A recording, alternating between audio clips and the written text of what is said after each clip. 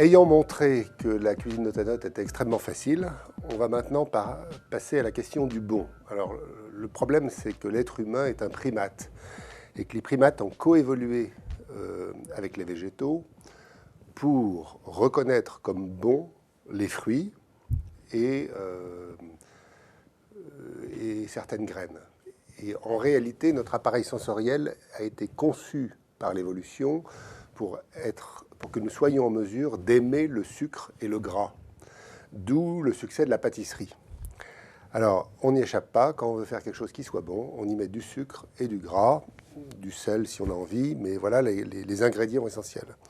Alors ici, on va encore utiliser des protéines, mais cette fois-ci seulement pour leur capacité moussante, pas pour leur capacité de coagulation a priori. On va mettre un peu d'eau dedans, parce que nous voulons reproduire l'équivalent d'un blanc d'œuf. Et un blanc d'œuf, c'est 27 grammes d'eau et 3 grammes de protéines. Donc j'ai mis 3 grammes de protéines, j'ajoute 27 grammes d'eau. Et maintenant, je dis que si je fouette, je peux obtenir comme un blanc d'œuf battu en neige, ce qui n'est pas l'objectif. Notre objectif, ça va être de faire ce que j'ai appelé un gypse, donc G-I-2-B-S. Vous voyez, ça mousse, voilà, tout va bien. Et si je le fouette, ça fait un blanc-neige. Alors, c'est pas ça que je veux faire. Je ne veux pas faire une mousse, je veux faire une émulsion. Émulsion, ça nécessite du gras. Le mot émulsion est né en 1560 de Ambroise Paré, chirurgien du roi. On obtient une émulsion quand on émulsifie de la matière grasse dans de l'eau. Alors cette eau, ça peut être du thé, du jus d'orange, du vin, etc. Mais là, en cuisine notanote, on a pris de l'eau qui n'a aucun goût, et ben, on va faire une émulsion qui n'aura aucun goût. Alors, on fouette, le fouet coupe les gouttelettes d'huile en deux et en deux et en deux et en deux.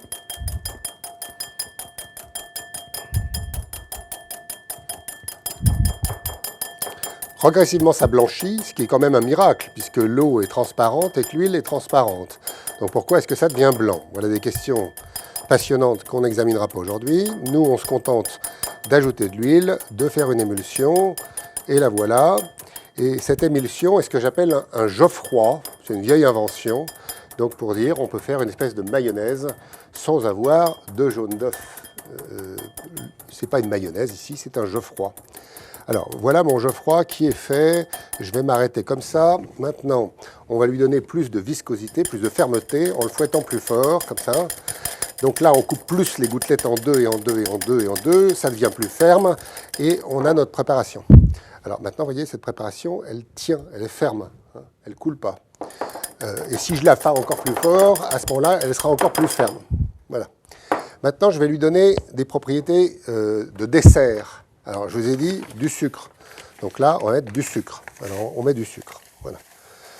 Il s'agit d'un dessert. Hein.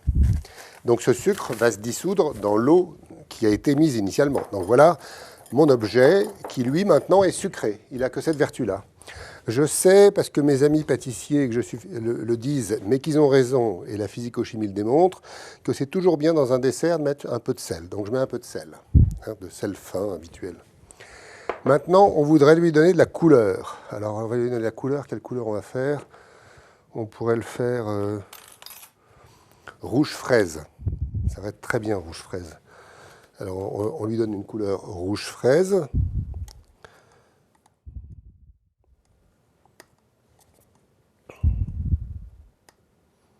Ça devrait suffire.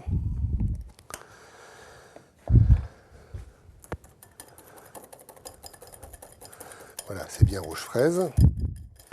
Maintenant, on veut lui donner de la saveur. Alors, pour lui donner de la saveur, on va prendre un peu de sirop pas de sirop de glucose, on va prendre un peu de glucose. C'est pas du sucré, c'est juste de la saveur. Qu'est-ce qu'on pourrait lui rajouter? On pourrait lui rajouter de l'odeur. Alors, l'odeur, cette fois-ci, on va prendre ce produit qui s'appelle le limonène. Alors, évidemment, il est de qualité alimentaire. Quelque part, il y a marqué FG dessus, mais il est même cachère. Alors, ce produit est un produit naturel, comme le sucre, puisqu'il a été extrait d'un produit naturel, en l'occurrence, les écorces d'orange. Donc, voilà le limonène. Ils sont très, très bons. Et on va ici prendre un peu de limonène. Voilà. Pas trop. Ça devrait suffire. On va mettre... Allez, hop. Voilà. On va faire un dessert, mais on voudrait aussi qu'elle soit un peu acidulée. Alors, ça serait pas si mal si on y ajoutait, par exemple, de l'acide citrique. Donc, voilà ici de l'acide citrique. Hein. Ça donne un goût de citron. Bon, comme on veut faire un dessert, on va lui donner un peu de goût de citron. Le voilà. Et là, je vais dire que je m'arrête parce que je crois que j'ai à peu près tout. J'ai pas le piquant, mais sur un dessert, je suis pas sûr que le piquant s'impose. J'en sais rien, c'est un cuisinier de décider. Simplement, moi, je mélange tous mes produits. Et voilà. Comme ça. Et ça, c'est pas très appétissant. Donc maintenant, il faut en faire un joli dessert. Alors, pour faire un joli dessert, on va mettre dans un joli bol. On va faire la préparation, on va aller dedans.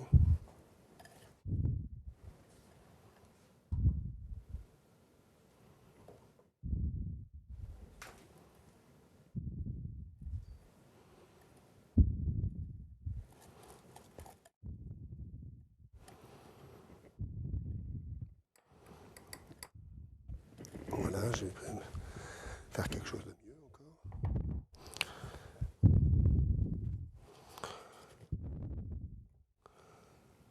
Voilà. Oh zut, j'ai fait des taches.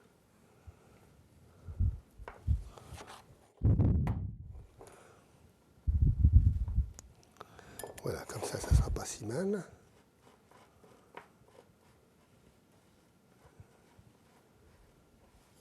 Voilà.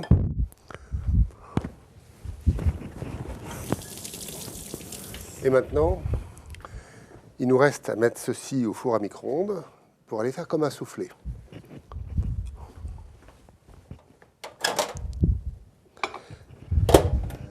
Alors, la préparation va gonfler, puisqu'il y a de l'eau qui va s'évaporer, et que 1 gramme d'eau, ça fait 1 litre de vapeur. Donc il suffit de regarder. Alors, plein pot. Hein. Alors voilà, ça commence à gonfler.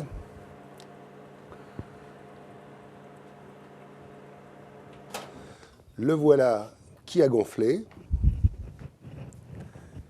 Et alors, là, le dessert est prêt. Hein. Et alors ça doit être absolument bonheur.